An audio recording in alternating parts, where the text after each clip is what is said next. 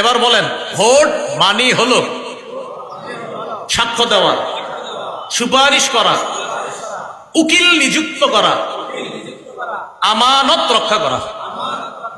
আপনি যে কারো পক্ষে আপনি একটা কথা বলতেছেন যে আমি অমুককে প্রতিনিধি বানাবো, এই প্রতিনিধি বানানোর অর্থ হলো এক নাম্বার আপনি তার পক্ষে সাক্ষী দিতেছেন, আপনি তার পক্ষে সাক্ষী দিতেছেন। এই সাক্ষী আপনি তার পক্ষে এটা যে দিতেছেন এটা বুঝে শুনে আপনি তার পক্ষে সাক্ষী দিতে হবে, এটা হলো এক নাম্বার কথা। এই যে দ্বিতীয় নাম্বার কথা সুপারিশ করা, সূরা নিসার 85 নম্বর আয়াতে আছে, মাইয়াশফা শাফাআতান হাসানা ইয়াকুল্লাহু নাসিবুম মিনহা, যে সঠিক ব্যাপারে সুপারিশ করবে, সুন্দর সুপারিশ করবে, এটার সওয়াব সে পাবে।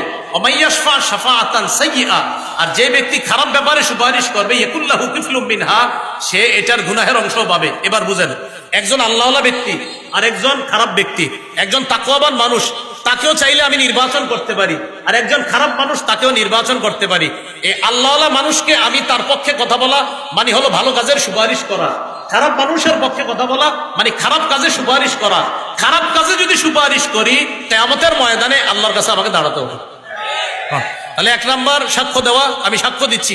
দুই নাম্বার আমি সুপারিশ করতেছি।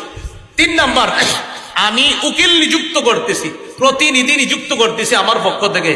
আমরা যাকে দায়িত্বশীল বানাবো তিনি আমাদের পক্ষ থেকে ওকালতি করবে, আমাদের প্রতিনিধিত্ব করবে।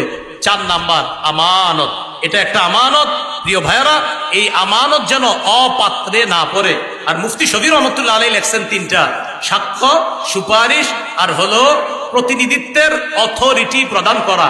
এই তিন ক্ষেত্রে মুসলমান বুঝে শুনে পা বাড়াতে হবে।